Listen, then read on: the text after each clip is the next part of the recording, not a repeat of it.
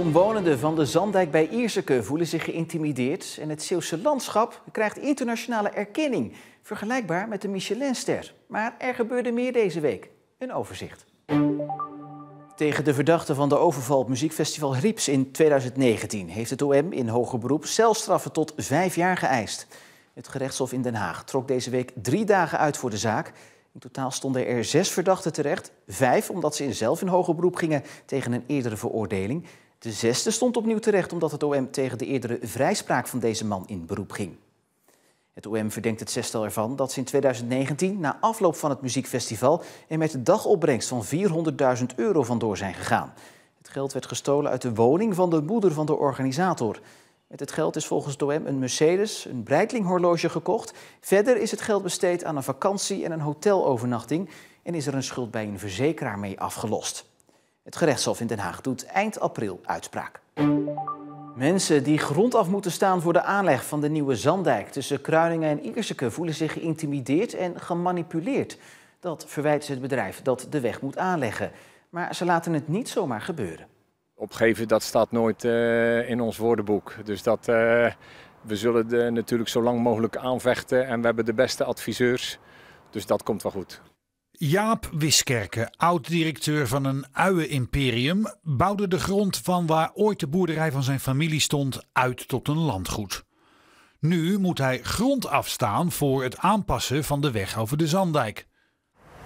Het aanpassen van de Zandijk kreeg van de provincie voorrang op een idee voor een zogenoemd poldertracé. Een geheel nieuwe weg om Ierseke te kunnen ontsluiten. Die beslissing viel bij Wiskerke en met hem anderen helemaal verkeerd. Als je onafhankelijke mensen vraagt en naar het plan laat kijken, dan zegt iedereen, er is maar 1 oplossing en dat is een poldertracé. Om de Zandijk te kunnen verbreden, zullen mensen die langs de weg wonen daarmee te maken krijgen. Grond moet verkocht of onteigend worden. De aanpak van Dinro Hobbel, directeur van de opgerichte Zandijk BV, waarvan de provincie de enige aandeelhouder is, valt bij Wiskerke niet in goede aarde. Je wordt onder druk gezet en er wordt gemanipuleerd. Er wordt gezegd, ja, als je nu wilt tekenen, dan kunnen wij nog een veel kleiner stuk nemen. Nou, en ook de manier waarop het gebeurt, dat is totaal niet correct. Gewoon zo binnenvallen, op zijn kantoor kunnen we eens even overleggen. Ja, dat kan gewoon niet voor. Het is geen pak suiker natuurlijk. Hè. Daar zeggen van, ja, ik ga even naar een andere. De emotie die speelt natuurlijk erg mee. Ik ben niet alleen. Hè. Er worden hier heel veel mensen benadeeld en geïntimideerd. Onder andere mensen die hun woning uit moeten.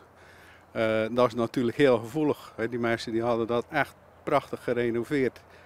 En die belt dan aan en die zegt van over 1,5 jaar moet je uit je huis wezen. Ja, dat doet natuurlijk verschrikkelijk zeer. Die mensen die slapen gewoon niet meer. De houding van de directeur van Zandijk BV zet niet alleen kwaad bloed bij omwonenden. De gehele raad van commissarissen stapte op kort nadat ze waren aangesteld om een dergelijke reden. En Albert Rijk weet nog een voorbeeld. Als je het ziet als een spelletje, wat dan ook gebeurd is. En je zegt dan in zo'n bespreking van ik zet er een fles wijn op dat het doorgaat zoals het doorgaat. Terwijl we nog niet eens een vastgesteld bestemmingsplan hebben. Dan is de approach natuurlijk niet echt helemaal 100%.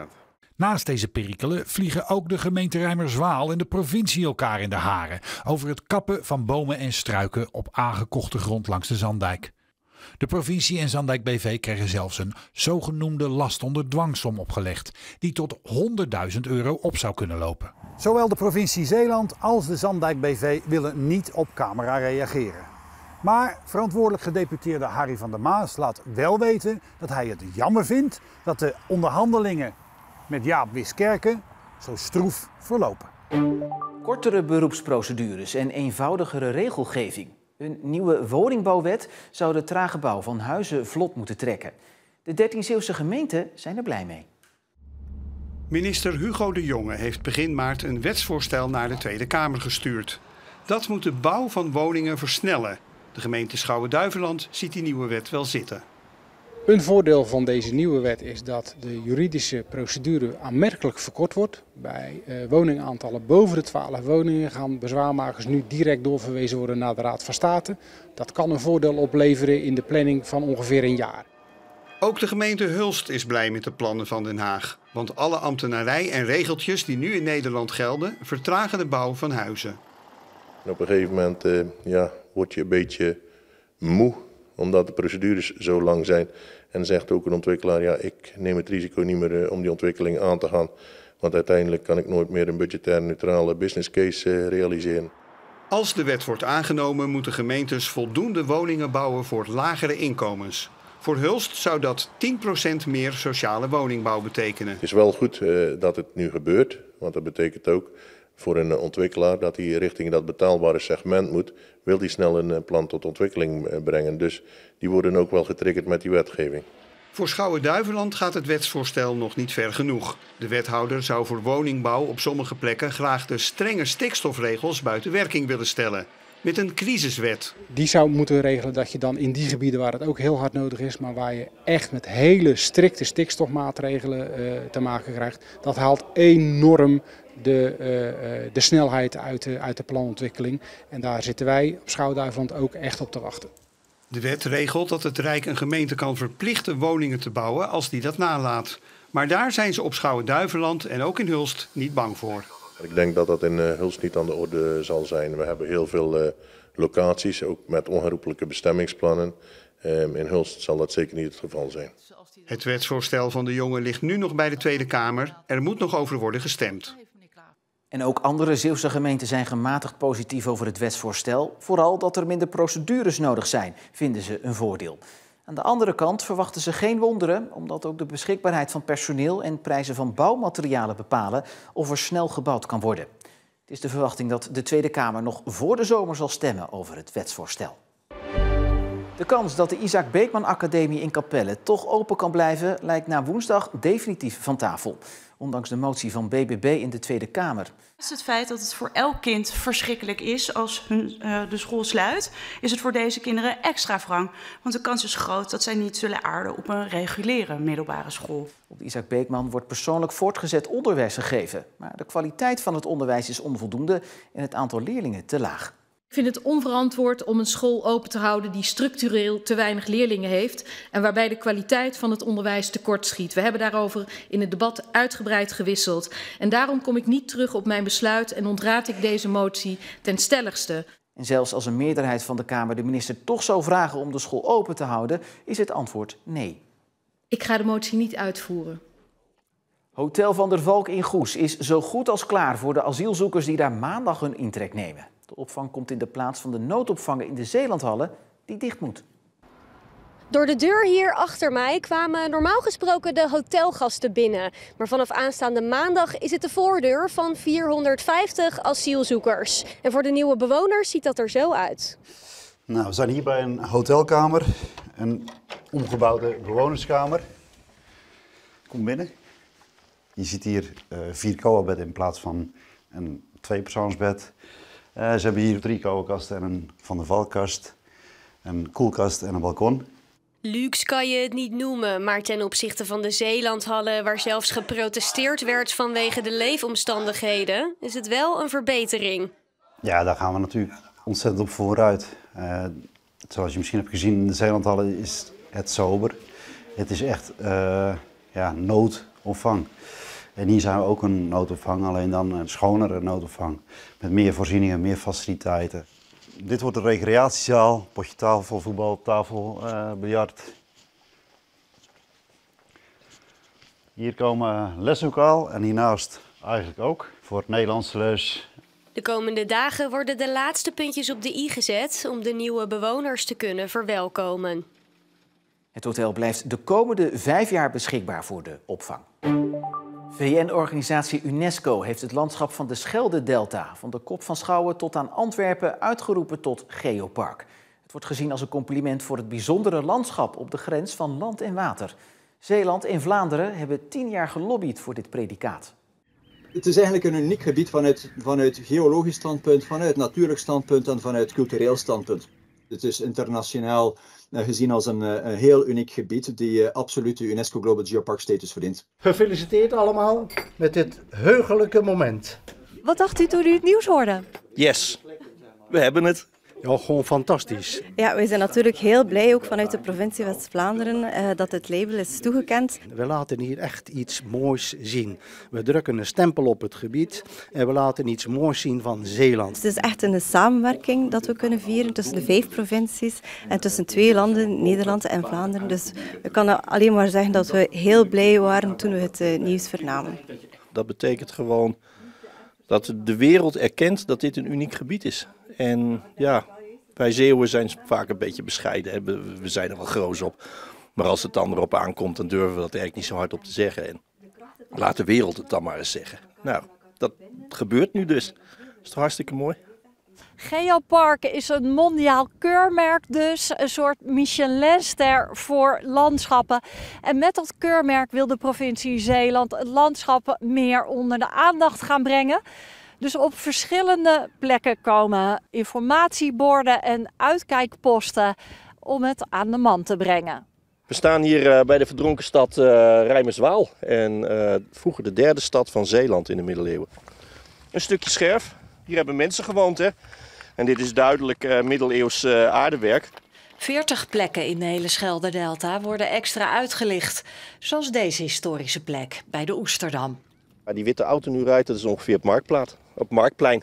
Wat is het plan om deze plek wat meer uit te lichten? Wat gaat er hier gebeuren? Men denkt dus daaraan om hier de oude stad, de stadsplattegrond, weer zichtbaar te maken met bijvoorbeeld oesterriffen. En dan de oude woonblokken daarmee zichtbaar te maken, of de oude straten. Dan wordt het wel drukker op deze hele bijzondere plek.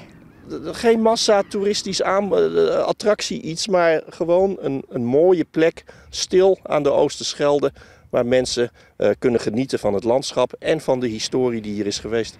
Dat zijn de belevingen waar we eigenlijk in Zeeland ook naar op zoek zijn. Het predicaat Geopark betekent niet dat er nooit meer een hoogspanningsmast of een bedrijf bijgebouwd mag worden. Het geeft geen wettelijke bescherming, zoals bijvoorbeeld wel het geval is bij Natura 2000 gebieden.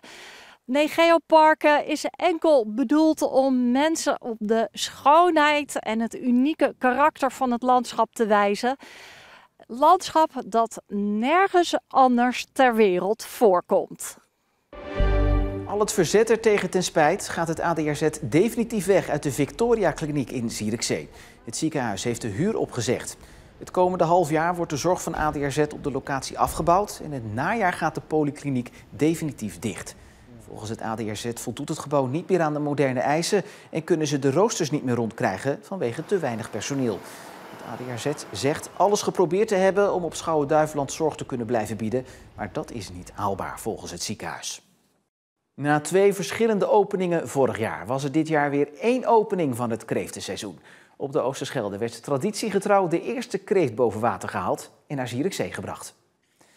Vorig jaar organiseerde de stichting Promotie Oosterschelde Kreeft de opening in Kortgene. En dat was tegen het zere been van de vissers in Zierikzee, die toen besloten een eigen opening te houden. Maar de strijdbel is begraven en dus was er weer 1 opening. Ik zie het is een mannetje en we noemen hem Lennart, naar de kreeftenvisser. We hebben Lennart gevangen en dat hebben we samen gedaan met de commissaris van de Koning en de groepscommandant van de onderzeedienst, Jeroen van Zanten. En wij schenken deze kreeften aan Zierikzee. En dan hebben ze toch de eerste kreeft in Zierikzee en dan is iedereen blij. Jullie zijn ook blij met deze oplossing, met deze samenwerking? Tuurlijk, als het allemaal in harmonie gaat, dan is het goed voor Zeeland, dan is het goed voor de kreeft en goed voor de aangesloten restaurants. Want wij moeten nog 3 maanden die promotie doen. Ook de organisatie in Zierikzee is erg blij met deze oplossing. Als het gewoon gaat zoals we dat afspreken, dan is het goed. Dan heeft ieder zijn ding. Wij gaan hier verder met het feest hier van Zierikzee. En de organisatie daar gaat naar Baarland toe en daar wordt zeg maar een feestje gehouden met genodigden. En dat is een totaal ander feest dan wij doen. Wel waren er nog 2 feestjes. Een galadiner voor genodigden in Baarland. En in Zierikzee organiseerden de vissers nog een feest ter ere van de opening. En de eerste kreeft is voor €4.000 geveld. De opbrengst wordt verdeeld over 2 goede doelen. De Bende van het Strand, die de Schouwse stranden schoonhoudt. En de reddingsbrigade van Schouwen-Duiveland. Het ministerie van Economische Zaken heeft aangegeven dat de plannen voor een ammoniakopslag in Vlissingen-Oost niet samengaan met de plannen voor de bouw van nieuwe kerncentrales. Ammoniak is nodig voor de energietransitie, maar is giftig en brandgevaarlijk. Het ministerie wijst het idee voor beide projecten zo dicht bij elkaar mede daarom af. 2 bedrijven hebben plannen voor de opslag van ammoniak in het Sloegebied. Vesta Terminals en Evolution Terminals willen dit doen op het oude terrein van Termfos, vlak bij de kerncentrales. Het terrein ligt rond de 3 kilometer af van de plek waar nu de kerncentrale ligt. En dus ook van de plek waar straks de nieuwe kerncentrales moeten komen. Het ministerie van Economische Zaken ziet die 2 plannen vooralsnog niet samengaan. Het ministerie diende een zogenoemde zienswijze in op de plannen en schrijft dat de ruimtelijke inpassing van een terminal in conflict staat met de realisatie van de geplande kerncentrales. Met andere woorden, een ammoniakterminal en 2 kerncentrales gaan niet samen. Wethouder Kees Weststraten van de gemeente Borselen sprak al eerder zijn twijfels uit of de plannen wel allemaal zouden passen of op elkaar zouden aansluiten. Volgens het ministerie niet dus, maar een inhoudelijke reactie geeft het daar vandaag niet op. En dat is jammer, want het is nu onduidelijk of een van de grootschalige projecten hier voor het Sloegebied wel door kan gaan. Maar dat de komst van 2 nieuwe kerncentrales het af moet gaan leggen tegen de komst van ammoniakopslag, dat valt te betwijfelen. En zo ben je weer helemaal bijgepraat. Via onze site en de app houden we je natuurlijk op de hoogte van het laatste Zeeuwse nieuws. Voor nu nog een hele fijne avond.